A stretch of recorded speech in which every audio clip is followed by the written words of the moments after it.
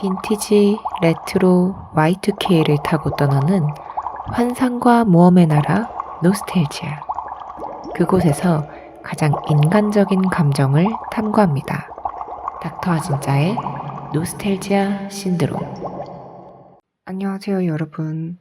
닥터 아진짜의 노스텔지아 신드롬입니다. 네, 반갑습니다. 벌써 3회째 에피소드네요.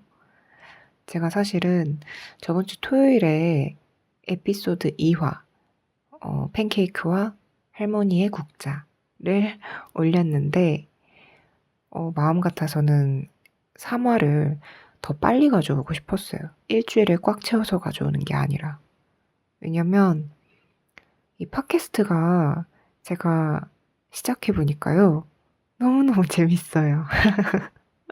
너무너무 재밌어서, 처음에는 이거 벽 보고 혼자 어떻게 20분, 30분을 떠드냐 이러면서 좀 걱정했거든요. 근데 지금은 오히려 야, 어떻게 혼자 4, 50분을 떠드냐 이러면서 걱정이 바뀌어 버렸어요. 그럴 정도로 녹음을 하지 않고 대본을 쓰지 않을 때도 이 얘기 하고 싶다. 저 얘기 하고 싶다. 막 이런 것들이 지금 너무 밀려 있어요. 그래서 마음 같아서는 일주일은 너무 길고요. 그렇다고 뭐 일주일에 2화는 너무 많아서 한 4일에서 5일 텀으로 에피소드를 가져오고 싶거든요. 근데 이제 시작 단계니까 제가 좀 의욕이 과잉된 것도 있겠죠. 하지만 진짜 너무 재밌기 때문에 순수한 어떤 그런 동력이 생기는 것 같기는 해요. 빨리빨리 만들어서 사람들이랑 빨리빨리 이거 얘기해주고 싶다. 또 팟캐스트 작업을 하지 않아도 저는 언제나 이 과거에 이 노스텔지아에 흠뻑 빠져 지내지 않았겠습니까? 그러니까 계속 쌓여가요, 말할 것들이. 네. 하지만 좀 지금은 의욕이 넘치더라도 이 의욕을 조금 자제하면서 더 오랫동안 만나는 거, 더 오랫동안 방송하는 것을 목표로 해서 천천히 노스텔지아 신드롬 방송을 쌓아가겠습니다.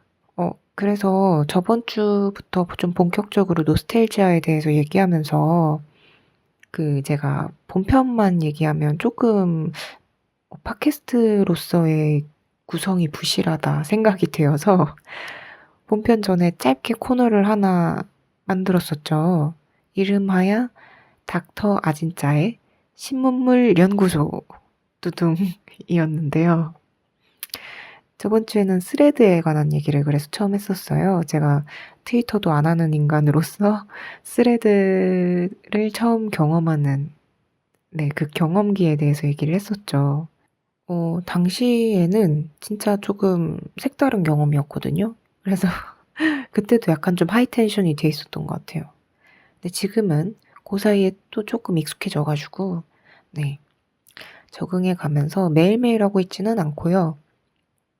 방송 업로드하고 뭐 이럴 때 제가 원체 좀 그런 SNS에 익숙하지가 않아요. 그래서 그렇게 자주 들어가 보는 게 애초에 좀 습관화가 안 돼 있어가지고 의도적으로 들어가 보려고 하는 편입니다.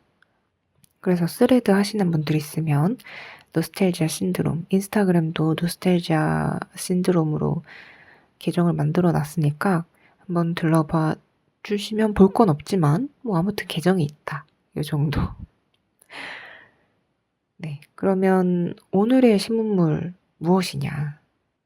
이거는 뭐 당연히 가왕 조용필의 20번째 앨범 20의 발매죠. 이게 3일 전인가요? 아마 내일 업로드가 될 것 같으니까 4일 전이겠네요. 방송 업로드일 기준으로는. 발매가 되었을 때 벌써 스레드 올렸어야 됐는데 제가 또 그걸 까먹었네. 근데 아무튼 다 아시겠지만 조용필님의 20번째, 무려 20번째 20주년이 아니라 20번째 앨범이다. 그 20라는 제목으로 20이라고 읽어야 될지 20라고 읽어야 될지는 잘 모르겠지만 앨범이 나왔는데요. 들어보셨나요? 안 들어보신 분 있으면 꼭 들어보세요. 너무 좋아요. 아 진짜 저는 그 앨범의 수록곡이 7곡 있고요. 30분이 안 되는 걸로 알고 있거든요. 한번 다 들으시는데 저는 지금 이거 녹음하기 전에도 한 2번 정도 앨범 다 듣고 왔어요. 그냥 켜놓고 있기만 해도 너무 좋아요. 진짜로. 그 목소리가 어쩜 그렇게 유니크하신지. 진짜 가수는 음색이 중요한가 봐요. 음색이 타고나야 돼. 그냥 음색이 사기다. 그런 느낌이에요. 그러니까 연세가 70이 넘으셨잖아요. 70이 넘은 걸로 아는데 저는 그 연세에 풋풋한 사랑 이야기를 노래로 해도 이상하지가 않은 거예요. 너무 잘 어울려요. 목소리가 그 풋풋한 사랑을 너무 잘 표현하고 있는 거예요. 그걸 제가 그 전 앨범 바운스 2013년에 나왔었나요 그게? 바운스에서 제가 그걸 들으면서 너무 놀라워했거든요. 어쩜 이렇게 청량하냐. 조용필의 노래 왜 이렇게 청량한가 그랬는데 그 청량함이 이번 앨범에도 있습니다. 타이틀곡인 그래도 돼도 너무 좋지만요. 그 타이밍이란 노래 너무 좋아요. 타이밍 너무 좋고 Feeling for You는 진짜 말할 것도 없죠. 그리고 라라는 노래 있거든요. 라 부르시는데 목소리가 너무 힙해. 트렌드해. 진짜 개성 있는 목소리니까 이런 사운드에 진짜 잘 어울린다. 조금 더 사이키델릭한 그런 음원이랑도 너무 착 달라붙을 것 같은 목소리의 소유자이신 것 같습니다. 그리고 특히 그래도 돼 뮤비 유튜브에서 보신 분 계신가요? 돌고래 유괴단 채널에서 보실 수 있는데요. 한번 보시는 거를 강추드릴게요. 너무너무 잘 만들었거든요. 그리고 음악 안에 있는 어떤 스토리텔링을 영상적으로 너무 잘 풀어낸 것 같아요. 연출 기법도 굉장히 창의적이고, 재미있고요. 그리고 감동까지 있어요. 그래서 저 뮤비보다 울었어요. 뮤비보다 우는 게 말이나 되나. 근데 울었답니다. 진짜 저도 진짜 어이가 없었는데 눈물이 나더라고요. 아, 진짜 너무 감동적인 앨범인 것 같아요. 그리고 제가 무엇보다 감동인 건 이게 20주년이 아니라 20번째 앨범이잖아요. 어떠한 아티스트가, 어떠한 음악가가 히트곡을 가지고 있을 수는 있죠. 그리고 히트곡을 많이 가지고 있을 수도 있어요. 하지만 그것에 안주하지 않고 계속 자기 분야의 탐구와 실험을 하고 노력을 하면서 정말 은퇴를 정해놓지 않고 정말 죽을 때까지 나는 이 음악을 하겠다라고 그거를 몸소 이렇게 막 보여주는 그 커리어가 진짜 존경스럽고 대단하다고 생각이 들더라고요. 인터뷰 이번에 앨범 발매 쇼케이스라고 할까요? 인터뷰를 진행하신 걸 봤는데 이번 앨범 작업하실 때 너무 열심히 하셨고 또 시간도 오래 걸리셨다면서 아마 정규 앨범은 이게 마지막이지 않을까라고 하셨는데 그런 말씀 마시고 그냥 21번째 앨범도 내주셨으면 좋겠네요. 그냥 오래오래 열일해 주셨으면 좋겠어요. 그리고 저도 역시 뭔가 자극받아서 나도 음악가로 따지면 20번째 앨범을 낼 수 있을 정도로 길게 가야겠다. 나의 커리어를. 다시 한번 재차 말씀드리지만 들으세요, 여러분.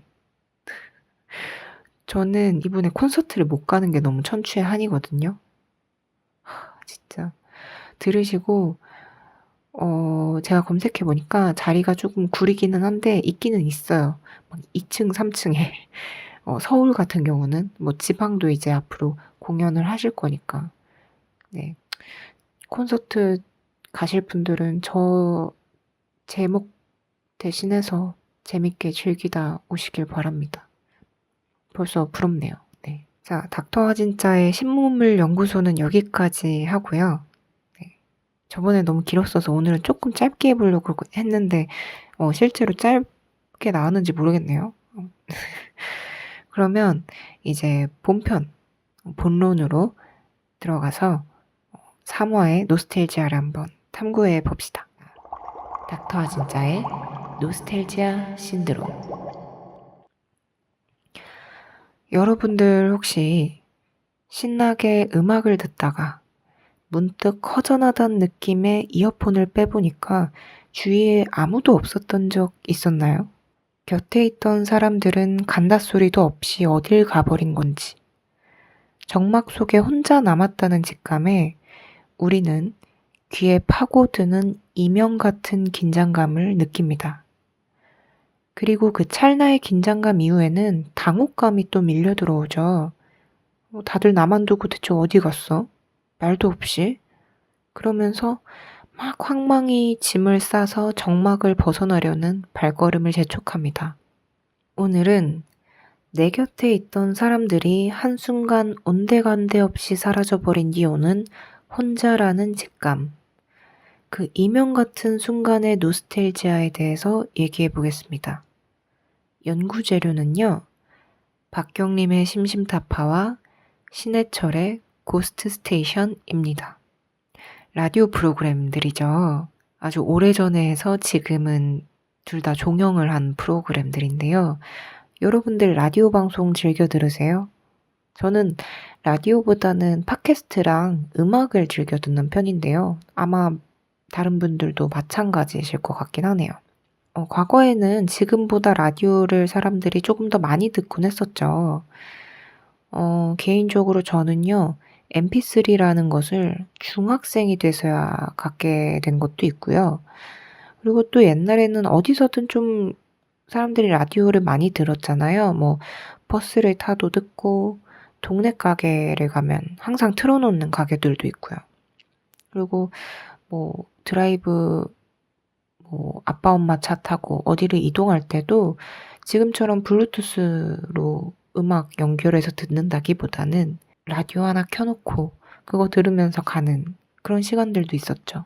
또 10대 때에는 좋아하는 아이돌이 라디오 방송에 종종 나가니까 그걸 챙겨 들은 적도 있고요. 보통 라디오라는 게 편안하고 부담스럽지가 않은 매체잖아요. 좀 잔잔하고. 바로 그 점이 라디오의 매력이라고 할 수 있죠. 그런데 딱 하나, 이에 위배되는 라디오 방송이 하나 있었습니다. 한 11살이었나요? 그때쯤에 저는 새벽 2시만 되면 그렇게 심장이 두근거리고 막 식은땀이 나고 흠칫흠칫 놀라면서 허공을 뚫어져라 응시하곤 했는데요. 깔깔거리면서 박경림의 심심타파를 듣다가도 끝나갈 시간이 다가오면 어떻게든 눈을 꾹 감고 자려고 했었습니다. 하지만 마침내 심심타파도 다 끝나버리고 짧은 광고와 2시를 알리는 아나운서의 목소리가 나오면 제 불안감은 최고조에 달하죠. 그리고 이어지는 땡, 땡, 땡, 음산한 종소리. 그러면 그날 잠은 다 잤다고 볼 수 있죠. 예상하시겠지만 바로 신해철의 고스트 스테이션 때문이었습니다. 농담이 아니고요. 진짜 무서웠어요. 지금이야 그분에 대해서 알지만 그때는 그냥 그 인트로도 너무 무섭고 그 방송의 어떤 컨셉도 이해할 수 없었고 그냥 공포였거든요. 또 그분의 어떤 목소리는 너무 저음인데다가 그 나이에는 이해하지 못할 여러 말들. 그런 것도 또 그냥 너무 음산하게 들렸어요. 만약 이 방송을 들으시는 분들 중에서 신해철 님의 팬이 계시다면 미리 사과의 말씀을 드리겠습니다. 네. 저 그때 11살인가 그랬어요. 그 10살, 11살 여자아이의 심정을 좀 헤아려 주셨으면 합니다. 누군가는 초딩이 그 시간에 안 자고 뭐 했냐 하시겠지만 저로서는 좀 억울한 면도 있습니다. 왜냐면 제가 어렸을 때부터 야행성이었거든요. 그래서 저는 박경림의 심심타파, 그게 12시부터 새벽 2시까지 하는 심야 방송이었는데 그걸 다 듣고 잤던 자칭 심심타파 키즈거든요. 저 같은 경우에는 초등학생 때부터 부모님을 포함한 가족 모두가 먼저 잠든 후에서야 이제 본격적으로 혼자만의 이제 파리를 하는 부엉이였거든요. 야행성인 분들은 아마 다 공감하실 겁니다. 세상 재미있는 일들은 모두가 잠든 그 밤에 일어난다는 거 아시죠? 저 같은 본투비 야행성들에게는요, 그 심야 방송이 얼마나 큰 위로와 오락거리인 줄 몰라요. 특히 심심타파는 제목처럼 심심할 새 없이 즐겁게 떠드는 방송이었잖아요. 그래서 저는 초대 DJ였던 박경림 언니 때부터 김신영과 이연, 그리고 김신영, 그 다음에 김신영과 신동을 거치는 동안 쭉 들었어요. 매일매일 꼬박꼬박 들은 건 아니지만 그래도 오랜 친구처럼 새벽에 심심한데 하면 자연스럽게 심심타파를 들었거든요. 심지어는 전화 연결도 된 적 있어요. 저 고1 때? 그때 사연 보내가지고 김신영 언니랑 신동 오빠랑 통화하고 게임도 했었는데 나중에 성공해가지고 두 분 만나 뵙게 되면 제가 말하려고요. 또 저한테 심타는요, 논스톱 시리즈 같은 느낌이었어요. 막연하게 갖는 그 젊음에 대한 환상 있죠. 그리고 그런 심야 방송은요, 당대 막 인기 있는 가수나 뭐 그런 분들이 많이 나오시니까 되게 젊은 분위기잖아요. 그러니까 막 느낌이 언니 오빠들의 대화를 막 재밌게 엿듣는 느낌? 그래서 막 나도 대학 가면 저러겠지 이러면서 꿈과 환상을 키우던, 네. 물론 현실은 아주 다르더구만요. 네. 아무튼 그렇게 깔깔거리고 마냥 해맑게 게임하고 노래도 막 최신 유행곡 나오고 그런 심심타파 듣다가 그 이후에 하는 방송이 고스트 스테이션이었다니. 이 12살에게 두 방송의 갭 차이는 뭐 말 안 해도 아시겠죠? 고스트 스테이션의 오프닝 음원은 진짜 지독한 야행성 어린이였던 저도 눈을 꾹 감게 만드는 공포 그 자체였으니까요. 그런데요, 어렸을 때 그 심심타파가 끝나고 고스트 스테이션이 시작하기 바로 전 1분이나 될까요? 그 찰나의 순간이 이상하게 가슴에 박혀 있어요. 오히려 심심타파 방송 들을 땐 남의 말 듣고 막 웃느라 몰랐는데 시간이 다 되면 갑자기 함께 있던 사람들이 막 가버린 거죠. 오늘 밤새 놀자 그러고 친구들끼리 부모님 허락 어렵사리 받아서 파자마 파티 하려고 이제 친구네 집에 모였는데 막 신나게 떠들다가 나는 이제 좀 막 쌩쌩해지려고 하는데 친구들은 막 하나 둘씩 하품하면서 아우 졸리다 야 나 먼저 들어가서 잘게 이러고 막 들어가 버린 느낌? 그래서 거실에 나 혼자 덩그러니 남은 느낌? 그게 아무리 종료 시간이 정해져 있는 방송이라 하더라도 되게 어떤 서운함, 그런 느낌이 들더라고요. 그런 걸 보면 작별 인사를 한다고 해서 헤어짐이 슬프지 않으리라는 법은 없는 것 같아요. 또 나 역시 쿨하게 잘 보냈다고 생각했어도 막상 인기척도 없으면 그제서야 막 "정말 갔어? 진짜? 야 가란다고 진짜 간 거야?" 막 이러면서 서운해지고 불현듯 사무치게 외로워지죠. 잠시 후면 다른 방송이, 다른 인연이 시작될 거라는 걸 알면서도 괜히 쉼타와 고스 사이의 그 찰나가 영원처럼 지속될까 봐 불안했었습니다. 왜 그랬을까? 왜 그렇게 서운하고 긴장했을까? 생각해 봤어요. 잘은 모르겠지만요. 그건 아마 직감이었던 것 같아요. 당시에는 잘 몰랐지만 결국 같이 웃고 떠든 그 사람은 지금 이 순간은, 이 새벽은 다시 돌아오지 않는다는 직감. 매일 같은 시각에 같은 DJ가 방송을 해도 오늘 들은 이 방송만큼은 오늘만의 방송인 거잖아요. 그건 고유한 거죠. 어제는 존재하지 않았고 내일은 다시 틀 수 없으니까요. 한순간의 어떤 고유함, 그건 노스텔지아의 본질이죠. 그리고 사람과 삶에도 마찬가지고요.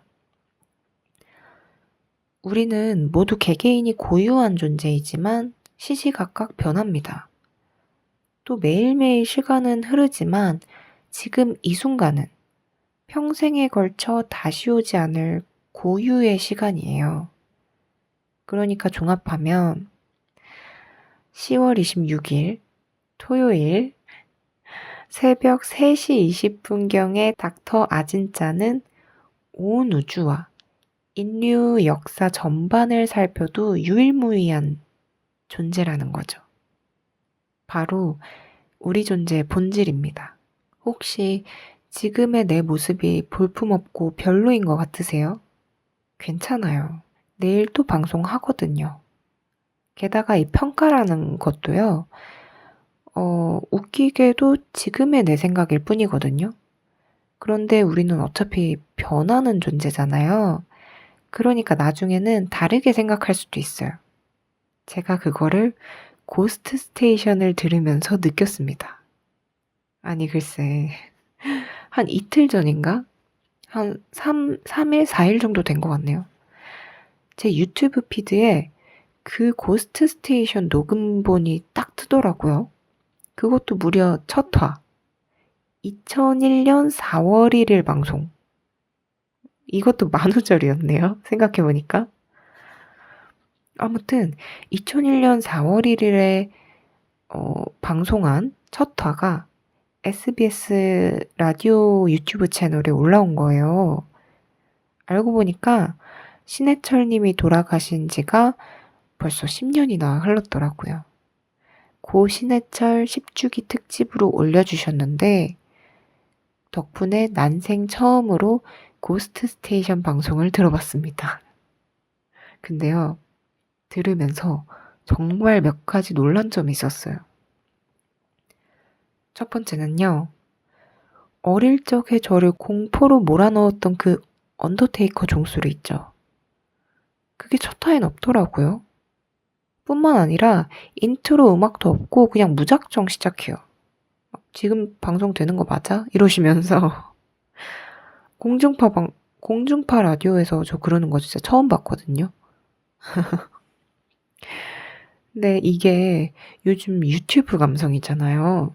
뭐 거창한 인트로 없고 그냥 띡 시작하고 혼자 된 건가? 막 중얼거리고 있으면 시청자 한두 명 들어오고 누가 보입니다, 됩니다. 뭐 이런 채팅 올리면 아 그제서야 됐구나 하면서 방송 이어가는 약간의 어떤 쌈마의 감성이랄까요? 그런 게 있더라고요. 두 번째는요. 사연 보내달라면서 이제 공홈 주소, 공식 홈페이지 주소를 말씀하시는데 세상에나 도메인이 라이코스예요. 잘했어 라이코스의 그 라이코스 도베르만 개? 진짜. 순간 그 라이코스 광고가 머리에 싹 스쳐 지나가더라고요. 썸네일도 그때 그 공홈 페이지인가 봐요. 막 들어가서 누르고 싶더라고요. 구경하고 싶은데 어 지금 기술로 라이코스 도메인은 복구 못 하겠죠? 아쉽네요. 그리고 마지막은요. 이건 진짜 놀라운 건데요. 제가 글쎄 고스트 스테이션 감성이랑 맞더만요. 아니 어렸을 때는 그렇게 무서웠던 목소리가 지금 들으니까 왜 이렇게 차분하고 좋은지. 게다가 그 특유의 시니컬한 화법이 있잖아요. 너무 재밌는 거예요. 막 그 막 청취자의 어떤 막 애절한 감성의 사연을 읽다가 막 갑자기 "아 너무 길다." 막 이러시고 그리고 심지어 초반에 방송 소개 같은 걸 하시는데 그때 그 방송이 2 시에서 3 시에 하는 정말 심야 중에 심야 방송이었으니까 그 방송을 듣는 청취자들을 좀비에 비유하시거든요. 걸어 다니는 좀비. 근데 너무 공감돼요. 너무 공감되고 특히 그 청취자를 나름대로 분류하시면서 드라큘라형 인간을 말씀하시는데 그냥 저예요. 예. 아무리 부모님이 자라 하고 눕혀도 새벽만 되면 벌떡벌떡 일어나는. 심지어 그 방송도 한 새벽 4 시인가에 들었던 것 같습니다. 그냥 완전히 그냥 새벽에 깨어 있는 게 아니라 그냥 새벽에 깨어 있을 수밖에 없는 어떠한 사람으로서 '내 마음을 이렇게나 잘 알다니. 이거 완전 나를 위한 방송이잖아.' 막 이런 생각하면서 진짜 공감 많이 됐습니다. 그 감성을 이해했다면 저는 진짜 애청자가 됐을 수 있었을 텐데. 제가 너무 어렸죠.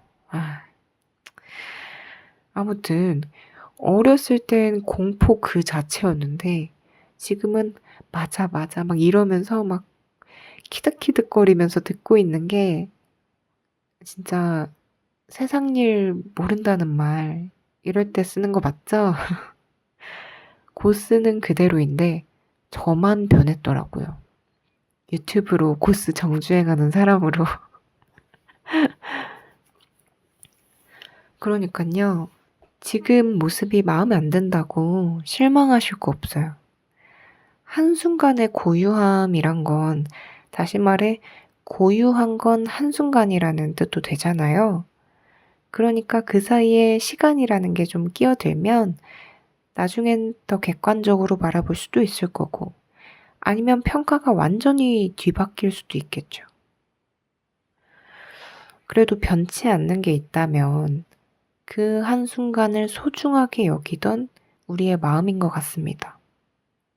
심타의 웃음소리와 목소리가 낮은 어떤 아저씨의 시니컬한 농담 따위를요. 그리고 심타와 고스 사이의 공백이 유독 기억에 남는 이유는 아마도 소중히 여겨온 그 어떤 것을 떠나보내야 한다는 직감 때문이지 않았나 싶습니다.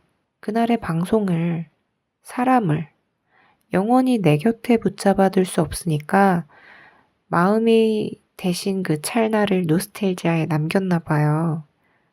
아니면 반대로 내가 계속 그 곁에 머무르려고 하는데 삶은 어찌됐건 계속돼야 하니까 자, 이거라도 지니고 가라 하면서 엉덩이 토닥토닥 하면서 그냥 보내버린 걸 수도 있고요.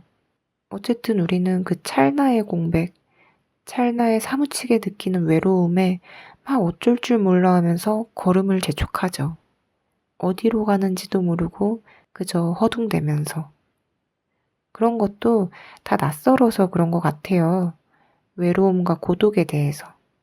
만약에 외로움과 고독에 대해서 진작에 알았다면, 하나도 낯설어 하지 않았다면, 우리가 지금 그 소중한 것들을 떠나보내고 이렇게 후회하고 있진 않았겠죠?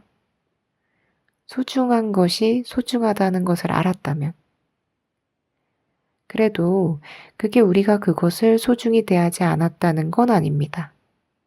오히려 노스텔지아가 있다는 건 우리가 무언가를 소중히 해본 적 있는 사람이라는 뜻 같아요.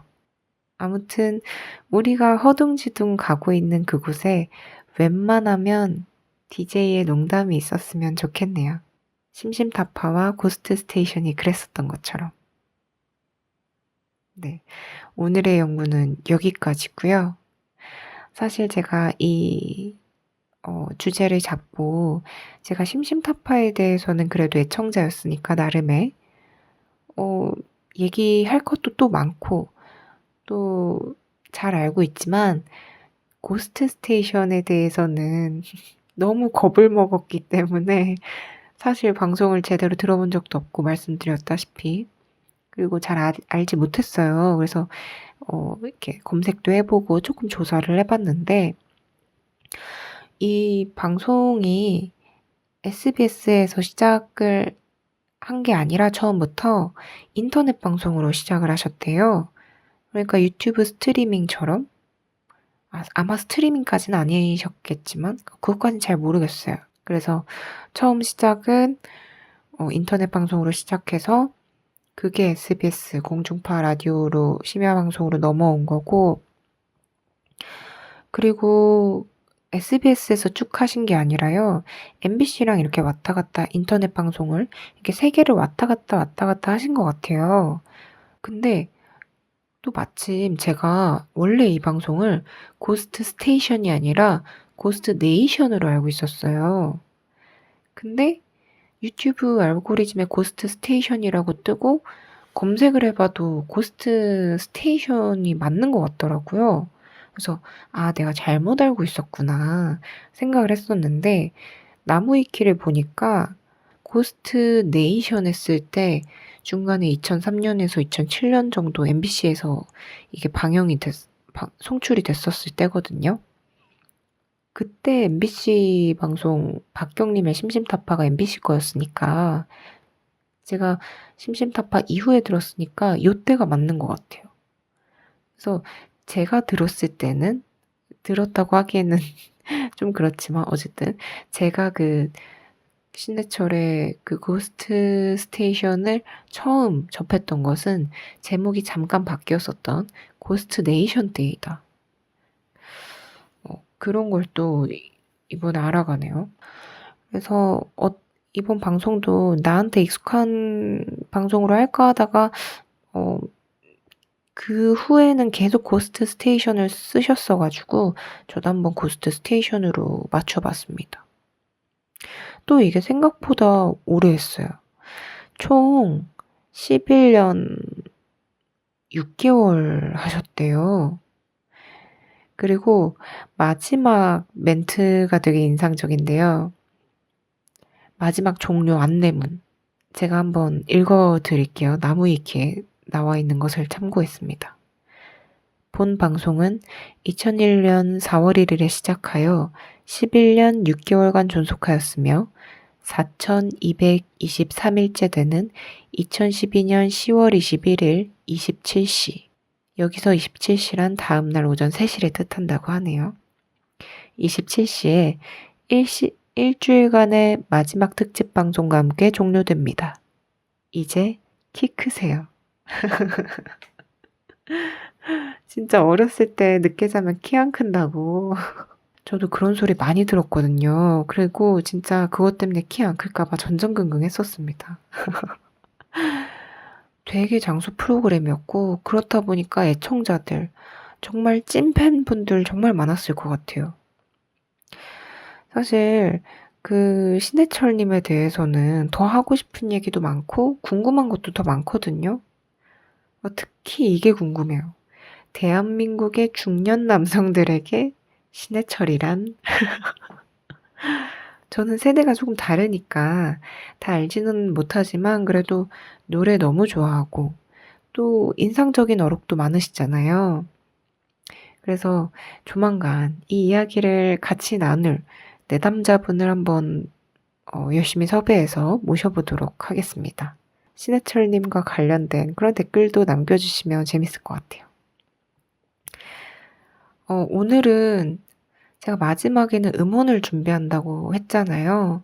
그리고 저번 주에도 이제 되도 않는 그런 소리를 한번 마지막에 녹음을 해 가지고 넣어 보긴 했는데 오늘은 음원이 따로 필요 없을 것 같아요, 여러분. 들으실 거 지금 많잖아요. 조용필 님의 신곡도 들으셔야 되고 또 신해철의 고스트 스테이션 1화도 한번 들어보세요. 정말 정말 재밌더라고요. 음악도 안 잘랐거든요. 음악도 진짜 헤비메탈한 것만 나오는 거 아시죠? 아, 제가 그 감성을 이해하기에는 너무 어렸어요. 지금 들어보면 다 너무 명곡이야. 지금 들어보면 너무너무 좋은데, 아무튼 음악도 감상하실 수 있으니까요. 저는 음원 대신에, 신해철 고스트 스테이션 2001년 4월 1일 만우절 날 시작했던 그 방송을 한번 들어보시라 권해드리고 싶습니다. 그리고 신해철의 고스트 스테이션처럼 그리고 또 심심타파처럼 심심타파도 꽤 오래 했거든요. 한 7년? 7년 했나요? 8년? 모르겠네요. 아무튼 그만큼 장수할 수 있는 프로그램으로 노스텔지아 신드롬이 거듭나길 바라면서 지금까지 가장 인간적인 감정을 탐구하는 팟캐스트 노스텔지아 신드롬이었고요. 저는 닥터 아진짜였습니다. 감사합니다.